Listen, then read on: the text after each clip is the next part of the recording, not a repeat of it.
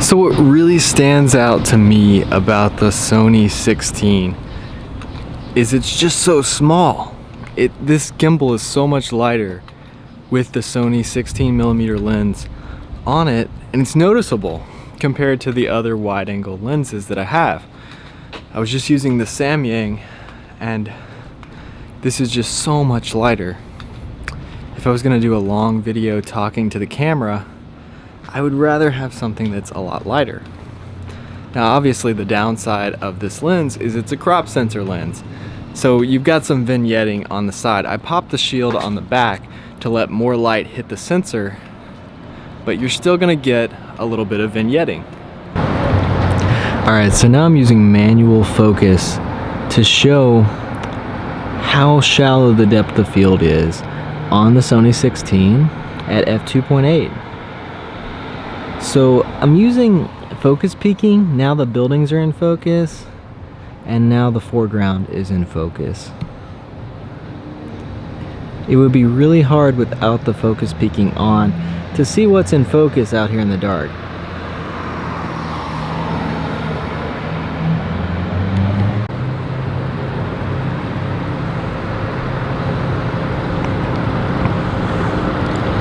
So as you can see, you can blur the background to an extent, but you're not going to get those milky smooth backgrounds that you're going to get if it was like f1.8 or f1.4.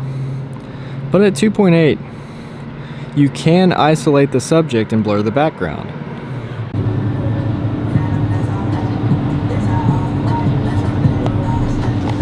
Okay, so now I'm using autofocus. We're focusing on the foreground, focusing on the background.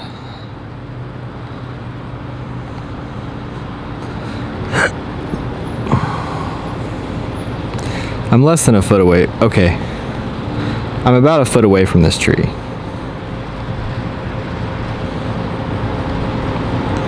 That's how fast the autofocus is on this lens.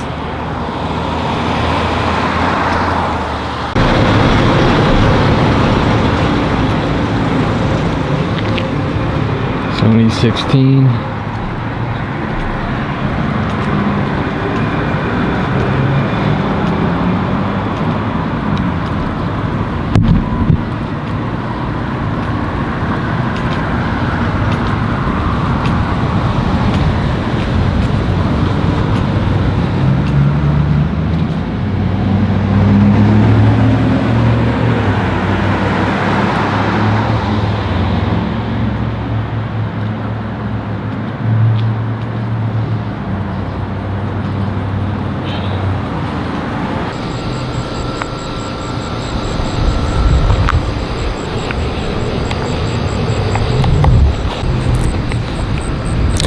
The thing I like about wide-angle lenses is they're a little more stable than if I was carrying an 85mm or like a 200mm out here.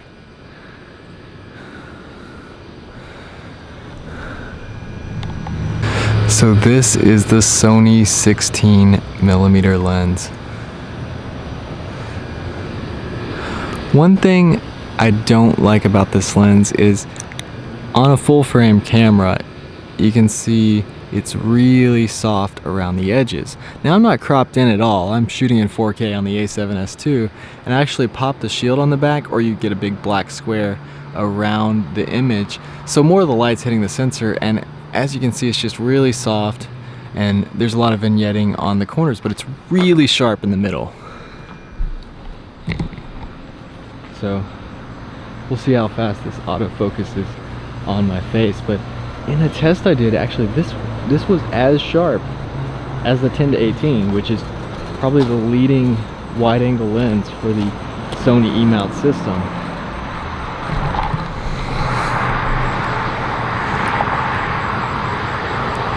At f2.8, this lens is really good for low light.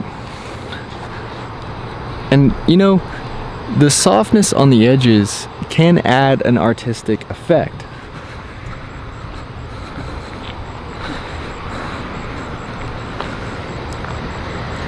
You can kind of see from the glare and the shininess of this car how sharp this lens actually is. It's a very sharp lens. And for the price, You really can't go wrong with the Sony 16mm. It's so light, it's great for vlogging, really sharp, good autofocus, and it's good in video. It's good, fast, continuous autofocus. I'm tripping over gravel right now.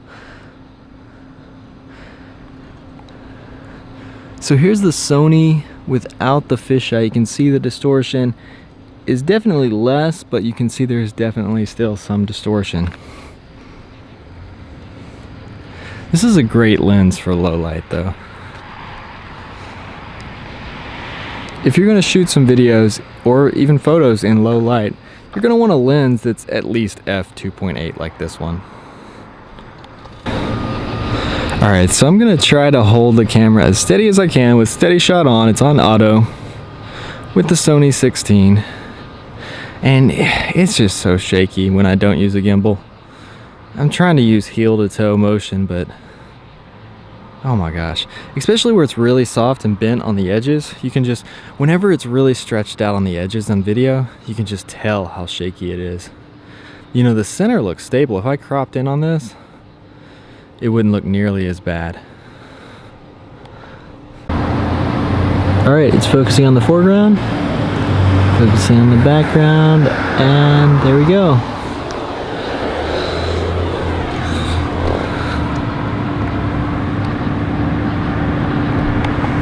I never like the way it looks when I film my feet walking. It's never stable on any lens. So I really hope you guys enjoyed that video. If you did, give it a like. I've got some of my other videos on the side, so definitely check those out.